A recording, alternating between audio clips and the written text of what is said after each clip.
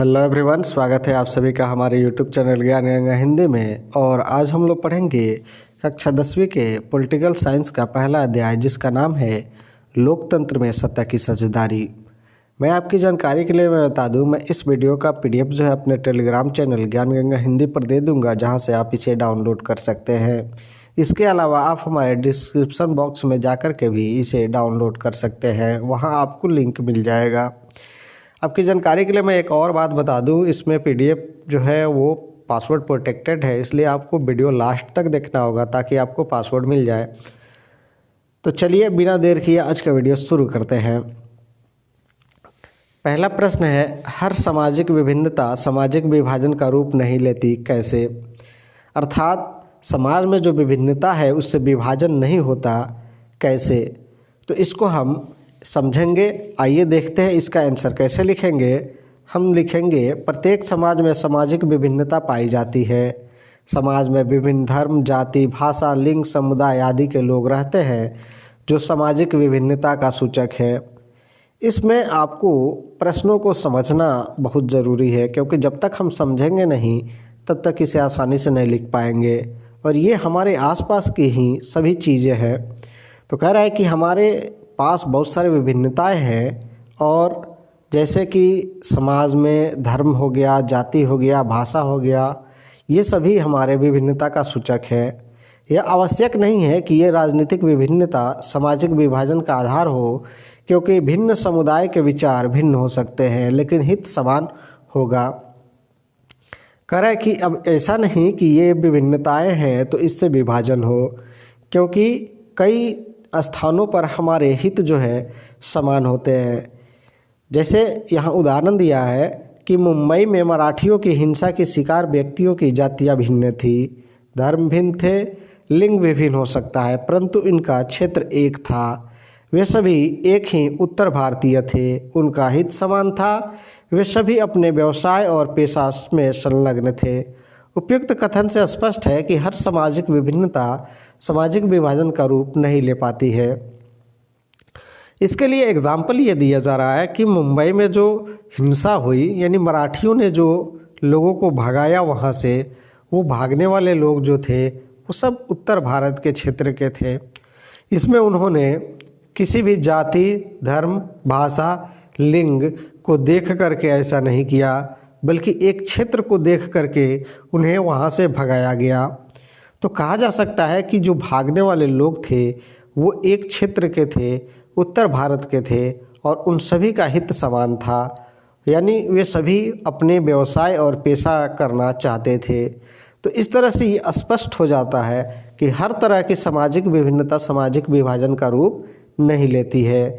यानी वहाँ विभिन्न जाति, धर्म, लिंग, भाषा के होने के साथ साथ भी लोग एक क्षेत्र के थे और ये उनकी एकता थी, यानी वहाँ विभाजन नहीं था।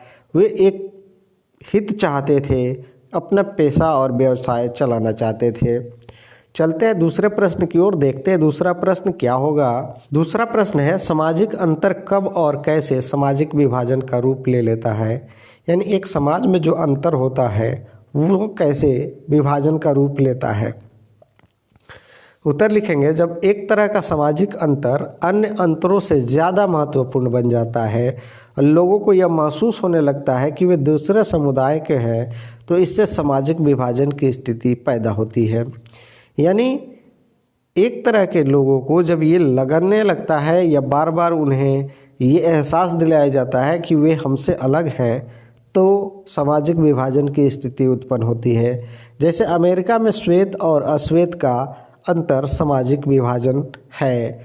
आपने देखा होगा कि श्वेत लोग जो है अश्वेतों से बहुत ही ज़्यादा घृणा करते हैं, उन्हें अपने से निम्न समझते हैं। तो ऐसी स्थिति में उन्हें लगने लगा कि वे अलग हैं, और इस तरह से उनमें सामाजिक विभाजन हो गया। अब चलते हैं हम तीसरे प्रश्न की ओर। तीसरा प्रश्न है, सामाजिक विभाजनों की राजनीति का परिणाम स्वरूप ही लोकतंत्र के व्यवहार में परिवर्तन होता है। भारतीय लोकतंत्र के संदर्भ में इसे स्पष्ट करें। अर्थात जो समाज में राजनीति है विभाजन वाली, उससे हमारा लोकतंत्र जो है उस पर असर पड़ता है। इसे भारत के संदर्भ में बतलाना है। उत्तर हम लोग लिखेंगे, लिखेंगे भारतीय लोकतंत्र में राजनीतिक विभाजन का असर देश की राजनीति पर बहुत हद तक पड़ता है। साथ ही सरकार की नीतियां भी प्रभावित होती है। अगर भारत में पिछड़े एवं दलितों के प्रति न्याय की मांग को सरकार शुरू से खारिज करती रहती तो आज भारत विखंडन के कगार पर होता। लोकतंत्र में सामाजिक विभाजन की राजनीति अभिव्यक्ति का एक सामान्य बात है और यह एक स्वस्थ राजनीतिक का लक्षण भी है। राजनीति में विभिन्न तरह के सामाजिक विभाजनों की अभिव्यक्ति ऐसे विभाजनों के बीच संतुलन पैदा करने का काम भी करती है। परिणाम तो कोई भी सामाजिक विभाजन एक हद से ज़्यादा उग्र नहीं हो पाता और यह प्रवृत्ति लोकतंत्र को मजबूत करने में सहायक होता है। लोग शांतिपूर्ण और संवैधानिक तरीके से अपनी मांगों को उठाते हैं और चुनावों के माध्यम से इसके लिए दबाव बनाते हैं, उनका समाधान पाने का प्रयास करते हैं। अभी मैंने बताया कि जो विभाजन है उसमें असंतुलन पैदा नहीं होने पाती है, बल्कि देखा जाता है कि ज़्यादा उग्र हो रहे हैं। तो ऐसी स्थिति में उनमें सामंजस्य स्थापित करने का प्रयास किया जाता है और ऐसा होने से लोकतंत्र मजबूत होता है और लोग जो है अपने शांतिपूर्वक तरीक़ों से अपनी मांगों को उठाते हैं। इसके लिए वे चुनाव के समय दबाव भी बनाते हैं कि अगर आप हमारी मांगों को नहीं मानिएगा तो हम आपको वोट नहीं करेंगे।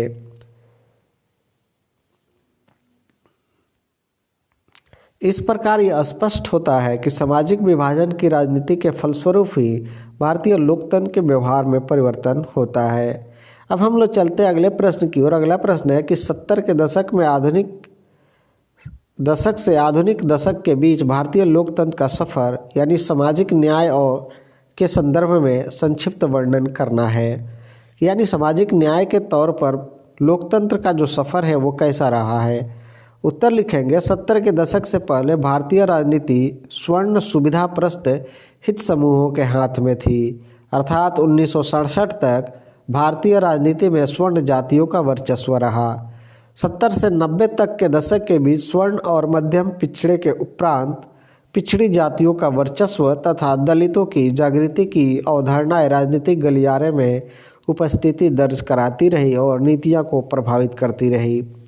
यानी 70 के दशक तक जो है भारतीय राजनीति में केवल स्वर्ण जातियों का वर्चस्व रहा, लेकिन उसके बाद स्वर्ण और मध्यम के बीच जो है संघर्ष चला, फिर पिछड़ी जातियों का वर्चस्व रहा और अब जो है दलितों का वर्चस्व दिखाई देता है, क्योंकि जितनी भी नीतियां होती है सब उन्हीं को प्रभावित कर रही है। भारतीय राजनीति के इस महामंथन में पिछड़े और दलितों का संघर्ष प्रभावी रहा। आधुनिक दशक के वर्षों में राजनीति की पलड़ा दलितों और महादलितों यानी बिहार के संदर्भ में देखा जाए तो के पक्ष में झुकता देख रहा है। सरकार की नीतियों के सभी परिदृश्यों में दलित न्याय की पहचान सबके केंद्र बिंदु का विषय बन गया है। यानी दलितों को पहचान करके ही सारे नीतियाँ लागू करी जा रही है अभी की सरकार के द्वारा। तो इस तरह से देखा जा सकता है कि बहुत सारे बदलाव आए हैं। अगले प्रश्न की ओर चलते हैं। अगला प्रश्न है कि सामाजिक विभाजन की राजनीति के परिणाम किन किन चीज़ों पर निर्भर करता है। यानी समाज में जो विभाजन है उसका राजनीति में किस तरीके से परिवर्तन इम्प्लीमेंट होता है, ये हम लोग देखेंगे। उत्तर लिखेंगे सामाजिक विभाजन की राजनीति 3 तत्वों पर निर्भर करती है जो निम्नलिखित है। पहला है लोगों में अपनी पहचान के प्रति दृढ़ता की भावना, यानी अपनी पहचान लोग किस तरीके से जाहिर करते हैं। यदि किसी एक समुदाय के लोग स्वयं को विशिष्ट मानने लगे और स्वयं को श्रेष्ठ समझने लगे तो उनका अन्य समुदाय के लोगों के साथ तालमेल बैठाना कठिन हो जाता है। लेकिन यदि लोग एक व्यापक और राष्ट्रीय पहचान बनाएं और गर्व से स्वयं को इसका हिस्सा मानने लगे तो यह समस्या नहीं होती है। इसको इस तरह से समझा जा सकता है कि ऊंची जाति के लोग जो है अपने को श्रेष्ठ माने और बाकी के लोगों को अपने साथ न लाए तो एक तरह से कहा जाए कि वहाँ विभाजन की स्थिति उत्पन्न हो जाती है। लेकिन अगर वे लोग अपनी एक राष्ट्रीय पहचान बना ले, वो ये बना ले कि वो किसी एक देश के हैं, जैसे भारतीय हैं, तो ये गर्व से कहें कि हम सभी भारतीय हैं तो ये समस्या नहीं आती। वहीं अगर कहें कि हम वर्चस्व वाले या ऊंची जाति वाले लोग हैं और तुम लोग नीची जाति वाले लोग हो तो तालमेल बैठाना मुश्किल हो जाएगा।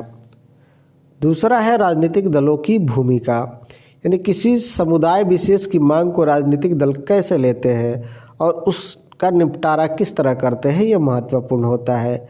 संविधान के नियमों के अंतर्गत आने वाली किसी भी मांग पर किसी दूसरे या अन्य समुदाय को नुकसान नहीं पहुंचता हो तो मान लेना उचित है, लेकिन किसी ऐसी मांग को मान लेना उचित नहीं होगा जिससे किसी दूसरे समुदाय के हितों को चोट पहुंचती हो।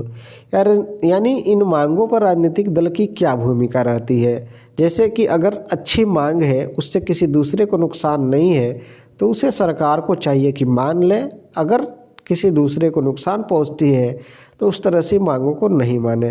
नेक्स्ट है सरकार का रुख, यानी किसी समुदाय विशेष की मांग को सरकार कैसी प्रक्रिया रखती है, यह महत्वपूर्ण है। यदि किसी अल्पसंख्यक समुदाय की उचित मांग जो संविधान के दायरे में आती हो पूरी ईमानदारी से पूरा करने का प्रयास किया जाए तो सामाजिक विभाजन नहीं होता है।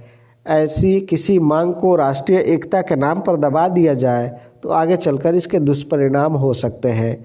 यानी अगर कोई अल्पसंख्यक समुदाय के लोग हैं, अच्छी मांग रख रहे हैं, संविधान के दायरे में मांग रख रहे हैं तो उनको पूरी तरीके से ईमानदारी से लागू करने का प्रयास करना चाहिए। ये नहीं कि केवल खानापूर्ति होनी चाहिए। अगर इस तरह से होगा तो सामाजिक विभाजन नहीं होगा।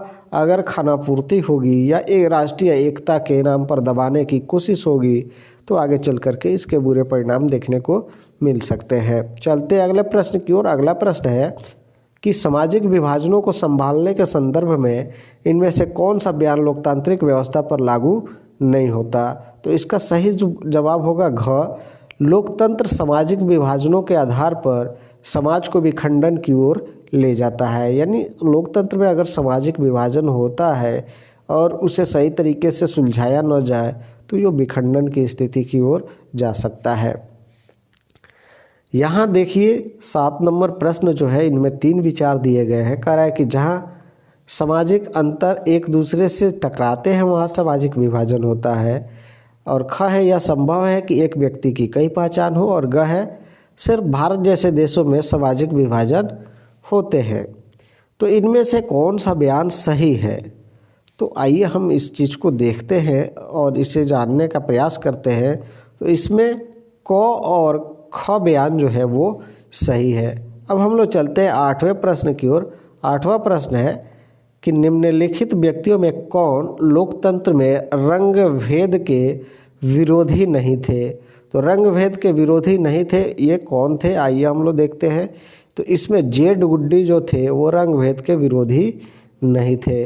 9वां प्रश्न है निम्नलिखित का मिलान करें। पाकिस्तान इस्लाम, हिंदुस्तान धर्मनिरपेक्ष और इंग्लैंड प्रोटेस्टेंट। इस तरह से हम लोग जो है इसे मिलान कर लेंगे। चलते हैं 10वें प्रश्न की ओर। 10वां प्रश्न है कि भावी समाज में लोकतंत्र की जिम्मेदारी और उद्देश्य पर एक संक्षिप्त टिप्पणी लिखे। उत्तर लिखेंगे भावी समाज में विभिन्नताएं और विभाजन मौजूद है, अतः लोकतंत्र का दायित्व है कि संपूर्ण सामाजिक विभिन्नताओं, अंतरों और असमानताओं के बीच सामंजस्य बैठाकर उनका सर्वमान्य हल ढूंढने की कोशिश करें। यानी एक ऐसा हल ढूंढे जो सभी को मानने लायक हो। वर्तमान समाज में सामाजिक विभाजन की गहरी पैठ बनी हुई है। संपूर्ण राजनीति इन विभाजनों द्वारा नियंत्रित हो रही है। भारत की सारी जातियाँ, उपजातियाँ सत्ता में भागीदारी के लिए उचित प्रतिनिधित्व की मांग कर रही है। यानी भारतीय समाज में आज देखा जाए तो सभी जाति धर्म के लोग जो है अपना अपना उचित मांग रख रहे हैं। राजनीति में धर्म व संप्रदाय का भी महत्वपूर्ण स्थान है। धर्म का भी सामाजिक विभाजन का आधार है। लोकतंत्र में हर व्यक्ति को एक धार्मिक समुदाय के रूप में अपनी ज़रूरत, हित एवं न्याय संगत मांग उठाने का अधिकार होना चाहिए। राजनीतिक सत्ता को इसका विशेष ध्यान देना चाहिए, लेकिन धार्मिक भेदभाव, शोषण व अत्याचार पर अंकुश भी लगाना चाहिए। यानी हर धर्म संप्रदाय के लोगों की जो न्यायिक मांग है उसे माननी चाहिए। नेक्स्ट है देश की आधी आबादी अर्थात महिलाओं के प्रति भी राजनीतिक दल व सत्ता को जवाबदेह होना चाहिए। इन्हें भी सत्ता में उचित भागीदारी देनी चाहिए। यानी जो महिलाएं जो हमारे 50% है उनको भी उचित भागीदारी इसमें मिलनी चाहिए। उपयुक्त विवरण से स्पष्ट है कि भावी समाज में लोकतंत्र की जिम्मेदारी काफ़ी बढ़ गई है। समाज में विभिन्नताएं और सामाजिक विभाजन बनी रहेगी। विभिन्न समुदाय द्वारा अपने हितों के लिए संघर्ष होता रहेगा। अतः इसके बीच सामंजस्य स्थापित करना, उनकी मांगों पर न्यायपूर्ण विचार करना, विवादों का सर्वमान्य हल ढूंढना और समाज को तोड़ने वाले विचारधाराओं पर नियंत्रित स्थापित करना लोकतंत्र का महत्वपूर्ण उद्देश्य होना चाहिए। उन उद्देश्यों को प्राप्त कर ही लोकतंत्र सफलता के सोपान पर चल सकता है।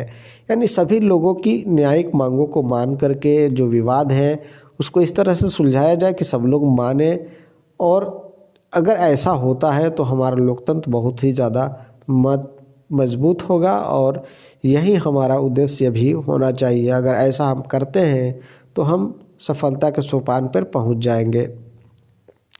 नेक्स्ट है, भारत में किस तरह जातिगत असमानताएं जारी है, यानी जाति को लेकर के असमानता जारी है। तो पहला है अंतर्विवाह। करें अंतर्विवाह का अर्थ है कि अपने ही जाति अथवा समूह में विवाह करना तथा अन्य जाति में विवाह न करना। अगर कोई ऐसा करता है तो उसे पात से काट दिया जाता है। अपने समुदाय से हटकर दूसरे समुदाय में वैवाहिक संबंध बनाने वाले परिवार को समुदाय से निष्कासित कर दिया जाता है। यानी लोग जो है जाति को लेकर के अपनी ही जाति में शादी करते हैं। अगर कोई ऐसा नहीं करता है तो उसे लोग पात से काट देते हैं, यानी उसे एक साथ खाना नहीं खिलाते हैं, उसे अपने समुदाय से हटा देते हैं। कहीं कहीं तो ये भी देखा जाता है कि उसे वो गांव या वो स्थान छोड़ करके जाने के लिए विवश कर दिया जाता है। दूसरा है अस्पृश्यता, यानी छुआछूत। अस्पृश्यता एक ऐसा विचार है जिसके अनुसार निम्न जाति का व्यक्ति उच्च जाति के व्यक्ति को छू नहीं सकता। अगर वह ऐसा करता है तो उसे कड़ी सज़ा मिलती थी। चाहे संवैधानिक प्रावधानों ने अस्पृश्यता को ख़त्म कर दिया है, परंतु यह प्रथा अभी पूरी ख़त्म नहीं हुई है। यानी छुआछूत वाली जो प्रथा है, भले ही यह ख़त्म कर दिया गया है, लेकिन अभी भी यह पूरी तरीके से ख़त्म नहीं हुआ है। लोग जो उच्च जाति के हैं वे अपने आप को निम्न जाति के लोगों से टच होना नहीं चाहते हैं। तो इसे बहुत ही ज़्यादा कहा जा सकता है कि जाति को लेकर के ये देखने को मिलता है। नेक्स्ट है शिक्षा। जाति व्यवस्था के प्रभुत्व के समय से निम्न जाति शिक्षा ग्रहण नहीं कर सकती थी। उन्हें शिक्षा ग्रहण करने से रोका जाता था। यही कारण है कि बाकी समाज से पीछे ही रह गए। यानी जाति को लेकर के जो निम्न जाति के लोग थे उन्हें शिक्षा ग्रहण करने की इजाज़त नहीं थी, और ऐसी स्थिति में वे लोग जो है शेष समाज से अपने आप को पीछे ही पाए। उन्हें शिक्षा ग्रहण करने से रोक दिया गया। नेक्स्ट है पेशा। निम्न जाति के लोगों को अपने परंपरागत पेशों को अपनाना पड़ता था तथा उन्हें और पेशा नहीं अपनाने दिया जाता था, जिससे हमें जातिगत असमानताओं का पता चलता है। यानी उनकी जो पेशा थे वही कर सकते थे, दूसरा काम वे नहीं कर सकते थे। तो इस तरह से भेदभाव अभी भी हमें कहीं ना कहीं देखने को मिल ही जाते हैं। इस प्रकार हम कह सकते हैं कि भारत में अभी भी जातिगत असमानताएं जारी है, यानी जाति को लेकर के असमानताएं अभी भी भारत में देखने को मिलता है। अब है प्रश्न कि क्यों सिर्फ जाति के आधार पर भारत में चुनावी नतीजे तय नहीं हो सकते। इसके दो कारण बताएं। पहला लिखेंगे कि किसी भी निर्वाचन क्षेत्र का गठन इस प्रकार नहीं किया गया है जिसमें मात्र एक जाति के मतदाता रहे। ऐसा हो सकता है कि उनकी संख्या अधिक हो सकती है, परंतु दूसरे जाति के मतदाता भी निर्णायक भूमिका निभाते हैं। तो हर पार्टी एक या एक से अधिक जाति के लोगों का भरोसा जीतना चाहती है। यानी जो निर्वाचन क्षेत्र होता है वो ऐसे बनाया जाता है जिसमें विभिन्न जाति के लोग आए। हाँ, ये हो सकता है कि कुछ जाति के लोग ज़्यादा हो, लेकिन केवल उन्हीं के वोट करने से जो है निर्णायक भूमिका नहीं निकल सकती है। नेक्स्ट है, अगर जातीय भावना अस्थायी और अटूट होती है तो जातीय गोलबंदी पर सत्ता में आने वाले पार्टियां कभी हारती नहीं। यह माना जा सकता है कि क्षेत्रीय पार्टियां जातीय गुटों के संबंध बनाकर सत्ता में आ जाए, परंतु अखिल भारतीय चेहरा पाने के लिए जाति विहीन सांप्रदायिकता पर से परे विचार रखना आवश्यक होगा। कह रहा है कि अगर जात के लेकर के वोट देने वाली रिश्ते जो होते हैं अटूट नहीं होते तो एक जाति के जो लोग होते थे वो कभी भी नहीं हारते। हाँ, ये हो सकता है कभी कभी कि क्षेत्रीय स्तर की जो पार्टियां हैं वो जाति का वोट लेकर के जो है जीत जाती है, लेकिन अखिल भारतीय अगर चेहरा बनाया जाए यानी पूरे भारत स्तर पर उसे जीत हासिल करना होगा तो किसी एक जाति को लेकर के, एक संप्रदाय को लेकर के वो अगर ऐसा विचार रखे तो वो सरकार में नहीं आ सकती है, बल्कि उसे इन सभी चीज़ों को छोड़ना पड़ेगा और तभी जाकर के उसे अखिल भारतीय स्तर पर सफलता मिलेगी। नेक्स्ट है विभिन्न तरह की सांप्रदायिक राजनीति का ब्यौरा दे और सबके साथ एक एक उदाहरण दे। उत्तर लिखेंगे हम प्रतिदिन सांप्रदायिकता की अभिव्यक्ति देखने हैं, महसूस करते हैं या धार्मिक पूर्वाग्रह परंपरागत धार्मिक अवधारणाएं हैं, एक धर्म को श्रेष्ठ मानने वाली मान्यताओं पर आधारित है। पहला है सांप्रदायिकता की सोच में प्रायः अपने धार्मिक समुदाय को प्रमुख राजनीति में बरकरार रखना चाहता है। लोग बहुसंख्य समुदाय के होते हैं, इनकी यह कोशिश बहुसंख्यवाद का रूप ले लेती है। उदाहरण श्रीलंका में सिरिलियों का बहुसंख्यवाद, यानी एक तरह के धार्मिक विचार रखने वाले लोग जो है ये चाहते हैं कि राजनीति पर उनका वर्चस्व हो और वो राजनीति को नियंत्रित करें। तो इस तरह से ये लोग जो होते थे बहुसंख्य होते थे, यानी इनकी संख्या ज़्यादा होती है इस धर्म के मानने वाले लोगों की या संप्रदाय के मानने वाले लोगों की। उदाहरण के लिए श्रीलंका में सहेलियों का बहुसंख्यवाद, यानी सहेली वहाँ ज़्यादा है तो उन्होंने राजनीति में जो है सहेलियों को बहुत ज़्यादा प्रश्रय दिया। दूसरा है सांप्रदायिकता के आधार पर राजनीतिक गोलबंदी। सांप्रदायिकता का एक अन्य रूप है, इस हेतु पवित्र प्रतीकों, धर्मगुरुओं और भावनात्मक अपील का सहारा लिया जाता है। निर्वाचन के वक्त हम अक्सर ऐसा देखते हैं कि किसी खास धर्म के अनुयायी से किसी विशेष पार्टी के पक्ष में मतदान करने की अपील कराई जाती है, यानी किसी पवित्र चीज़ का सहारा लेना, धर्मगुरु का या भावनात्मक अपील करना और लोगों से कहना कि आप इस पार्टी को वोट दीजिए, तो ये देखने को मिलता है। और तीसरा है सांप्रदायिकता का भयावह रूप तब देखते हैं जब संप्रदाय के आधार पर हिंसा, दंगा और नरसंहार होता है। विभाजन के समय हमने इस त्रासदी को झेला है।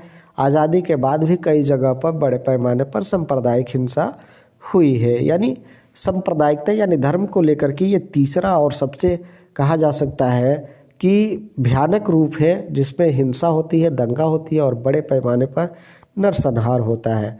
जैसे विभाजन के समय में हम लोगों ने भारत पाकिस्तान के विभाजन के समय इस तरह की त्रासदी को झेला है। अभी भी कई जगहों पर इस तरह के सांप्रदायिक हिंसाएं देखने को मिलती है। अब हम लोग चलते हैं 14 नंबर प्रश्न की ओर। 14 नंबर प्रश्न है कि जीवन के विभिन्न पहलुओं का जिक्र करें जिनमें भारत में स्त्रियों के साथ भेदभाव है या वे कमज़ोर स्थिति में है। उत्तर लिखेंगे जीवन के वे पहलू निम्नलिखित हैं जिनमें भारत में स्त्रियों के साथ भेदभाव होता है या वे कमज़ोर स्थिति में है। पहला लिखेंगे भारतीय समाज में अधिकतर महिलाएं घर की चारदीवारी में कैद होकर रह गई है। दूसरा, सार्वजनिक क्षेत्र पुरुषों के कब्जे में है। तीसरा, महिलाओं को स्वतंत्रता के अवसर नहीं मिलते। चौथा है महिलाओं में साक्षरता की दर आज भी 54% है, जबकि पुरुषों में 76%। सीमित संख्या में लड़कियां स्कूली शिक्षा के बाद उच्च शिक्षा प्राप्त कर पाती है, यानी बड़े कम ही महिलाएं जो है जो उच्च शिक्षा प्राप्त कर पाती है। लड़कियों के बोझ समझा जाता है। कई क्षेत्रों में पैदा से पूर्व ही मार दिया जाता है और लड़के के जन्म पर जश्न मनाया जाता है। पारिवारिक कानून स्त्रियों के अधिकार के पक्ष में नहीं है, यानी पुरुष प्रधान समाज है और उन्हीं के पक्ष में कानून भी है। नेक्स्ट, आज भी अधिक पैसे वाले प्रतिष्ठित नौकरियों में महिलाओं का अनुपात कम है। भारत में एक स्त्री पुरुष की तुलना में घंटों काम करती है, उसको ज़्यादातर काम के लिए पैसे भी नहीं मिलते। नेक्स्ट है महिला सांसदों की लोकसभा में पर्याप्त संख्या नहीं है। राजनीतिक जीवन में उनकी संख्या बहुत कम है। हम प्रतिदिन स्त्रियों पर होने वाले शोषण और अत्याचारों की खबरों को सुनते हैं, तो ये देख सकते हैं विभिन्न जगह है जहां महिलाओं के साथ जो है भेदभाव होता है। नेक्स्ट प्रश्न है भारत की विधायिकाओं में महिलाओं के प्रतिनिधित्व की स्थिति क्या है। उत्तर लिखेंगे भारत में महिला आंदोलन की मुख्य मांगों में सत्ता में भागीदारी की मांग सर्वोपरि रही। औरतों ने यह सोचना प्रारंभ किया कि जब तक औरतों का सत्ता पर नियंत्रण नहीं होगा तब तक इस समस्या का निपटारा नहीं होगा। परिणाम स्वरूप राजनीतिक गलियारों में इस बात की बहस शुरू हो गई कि इस लक्ष्य को प्राप्त करने का सबसे बेहतर तरीका यह होगा कि चुने हुए प्रतिनिधियों की हिस्सेदारी बढ़ाई जाए। यद्यपि भारत में लोकसभा में महिला प्रतिनिधियों की संख्या 59 हो गई है, फिर भी यह 11% से नीचे है। पिछले लोकसभा चुनाव में 40% महिलाओं की पारिवारिक पृष्ठभूमि आपराधिक थी, परंतु इस बार 15वीं लोकसभा चुनाव में मतदाताओं ने अपराधियों को नकार दिया। 90% महिला सांसद स्नातक है। महिलाओं का प्रतिनिधित्व बढ़ाना लोकतंत्र के लिए शुभ है। फिर भी भारत की विधायिकाओं में महिलाओं की स्थिति पुरुषों की तुलना में बहुत कम है। अब हम लोग चलते हैं अगले प्रश्न की ओर। अगला प्रश्न है कि किन्हीं दो प्रावधानों का जिक्र करें जो भारत को धर्मनिरपेक्ष देश बनाता है। तो ये निम्नलिखित है। कह रहा है हमारे देश में किसी धर्म को राजकीय धर्म के रूप में स्वीकार नहीं किया गया है, यानी कोई राजकीय धर्म नहीं है, और हमारे संविधान के अनुसार किसी धर्म के आधार पर भेदभाव जो है उसे असंवैधानिक घोषित किया गया है, यानी कोई करता है तो वो कानूनी अपराध है। अब हम लोग चलते हैं 17 नंबर प्रश्न की ओर। 17 नंबर प्रश्न है कि जब हम लैंगिक विभाजन की बात करते हैं तो हमारा अभिप्राय क्या होता है कि हम किसके बारे में बात कर रहे हैं। तो उसका उत्तर हो जाएगा स्त्री पुरुष के बीच जैविक अंतर, यानी उसके जैविक अंतर की बात करते हैं। 18 नंबर प्रश्न है कि भारत में औरतों के लिए आरक्षण की व्यवस्था कहाँ की गई है। तो ये पंचायती राज संस्थाओं में आरक्षण की व्यवस्था करी गई है। 50% जो है उन्हें आरक्षण दिया गया है। 19 नंबर प्रश्न है कि सांप्रदायिक राजनीति के अर्थ संबंधी निम्न कथनों पर गौर करें। सांप्रदायिक राजनीति किस पर आधारित है। तो ये एक धर्म को दूसरे धर्म से श्रेष्ठ मानती है, इस पर ही ये आधारित है।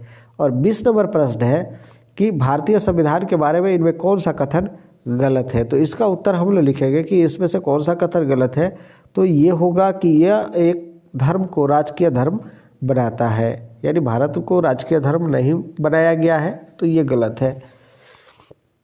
नेक्स्ट है डैश पर आधारित विभाजन सिर्फ भारत में है। तो वर्ण व्यवस्था पर आधारित विभाजन जो है सिर्फ भारत में है, और यहाँ जो है मेल कराने वाले हम लोग देख लेते हैं। जैसे कह रहा है कि अधिकारों और अवसरों के मामले में स्त्री पुरुष की बराबरी मानने वाले व्यक्ति को नारीवाद कहा जाता है, और धर्म के समुदाय का मुख्य आधार मानने वाले व्यक्ति को सांप्रदायिक कहा जा सकता है, और जाति के समुदाय का मुख्य आधार मानने वाले व्यक्ति को जातिवादी माना जा सकता है, और व्यक्तियों के बीच धार्मिक आस्था के आधार पर भेदभाव करने वाले को धर्मनिरपेक्ष कहा जा सकता है। तो इस तरह से हमने यहाँ इसका उत्तर भी दे दिया है। हमने इसके चैप्टर के सभी प्रश्न उत्तर को कंप्लीट कर लिया है। आपको वीडियो कैसा लगा आप हमें ज़रूर बताएं। मिलते हैं फिर नेक्स्ट वीडियो में नेक्स्ट टॉपिक के साथ। तब तक आप पढ़ते रहें, सीखते रहें, देखते रहें। धन्यवाद।